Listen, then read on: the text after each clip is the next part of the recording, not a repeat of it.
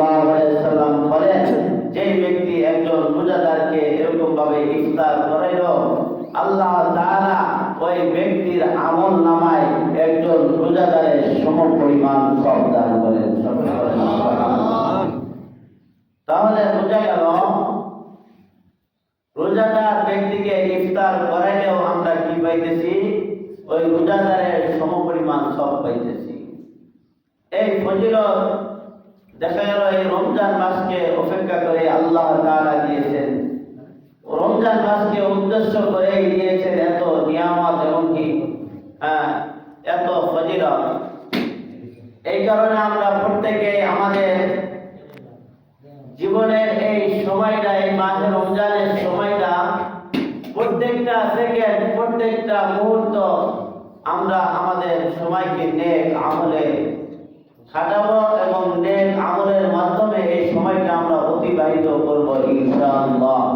কারণ হলো, যেই কথা বলেছিলাম, দেখেন হয়তো গত রমজানের মধ্যে আমাদের মধ্য থেকে অনেকেই তারা ছিলেন হয়তো বা আপনাদের এলাকায় অথবা পার্শ্ববর্তী এলাকায় অথবা আমাদের ইউনিয়নে অথবা আমাদের উপজেলার মধ্যে এরকম ভাবে যদি আমরা ধরতে যাই, অনেক লোকই আমাদের মধ্যে এরকম ভাবে কি করছেন, বসবাস করেছেন।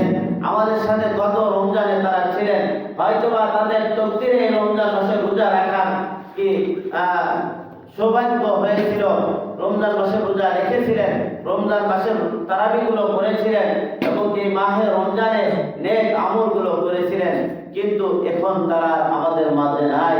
দেখা যাবে আমি আপনি হয়তো বা এই রমজান পেয়ে যাইতে পারি অথবা পেলাম এই রমজান, আল্লাহ তাআলা আমাকে আপনাকে দান করলো, এই কথার গ্যারান্টি কেউ দিতে পারবে না সামনে রমজান আবার আমরা পাবো।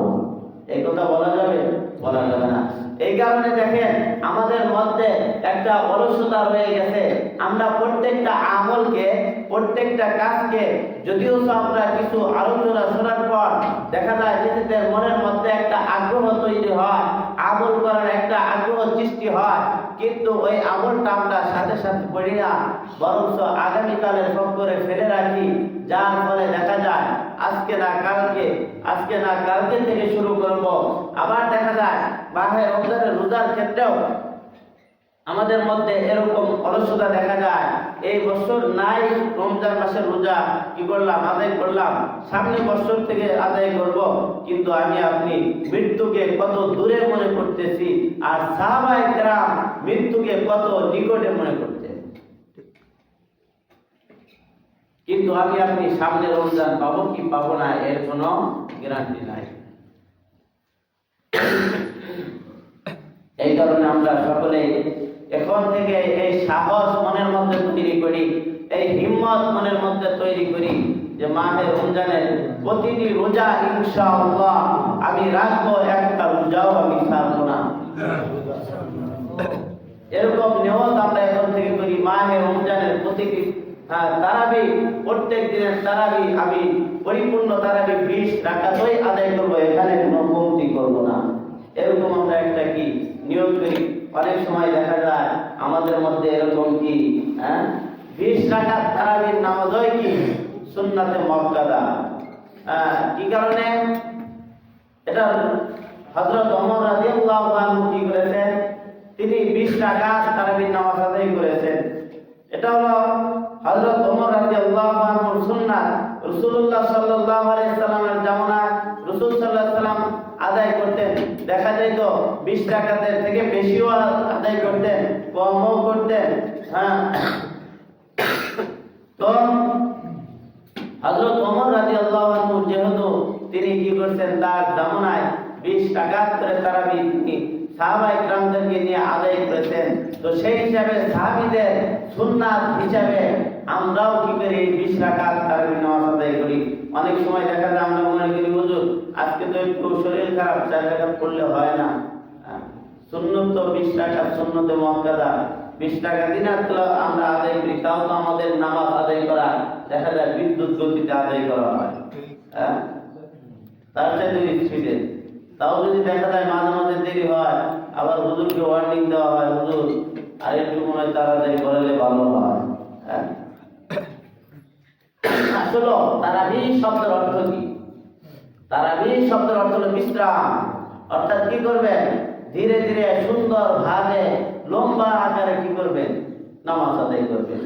রুকুর তাসবিহগুলা সুন্দরভাবে আদায় করা, সেজদা তাসবিহগুলা সুন্দরভাবে আদায় করা, কিরাত কুরআনুল কারীমের কিরাত তেলাওয়াত অর্থাৎ কিরাত করা ফরজ, কিরাতটা সুন্দরভাবে তেলাওয়াত করা, সহি শুদ্ধভাবে কি কিরাত পড়া। তো ইনশাআল্লাহ এই কারণে আমরা কখনোই নিজের মনকে দুর্বল করব না, হতাশাযুক্ত হব না যে সারাদিন পরিশ্রম করার পর এত রাকাত নামাজ কিভাবে পড়বো। দেখা যাবে আমরা যারা এই তারাবির সালাতগুলো পরিপূর্ণভাবে যখন আমরা আদায় করব, দেখা যাবে এই সারাদিন পরিশ্রম করার পর, রোজা থাকার পর এই তারাবির নামাজ যদি পরিপূর্ণ পড়েন, তারপরেও দেখা যাবে মনের মধ্যে আপনার আলাদা একটা প্রশান্তির ভাব চলে আসে। আর যখন অর্ধেক করবেন না, দেখা যাবে ওইরকম তৃপ্তি পাইবেন না।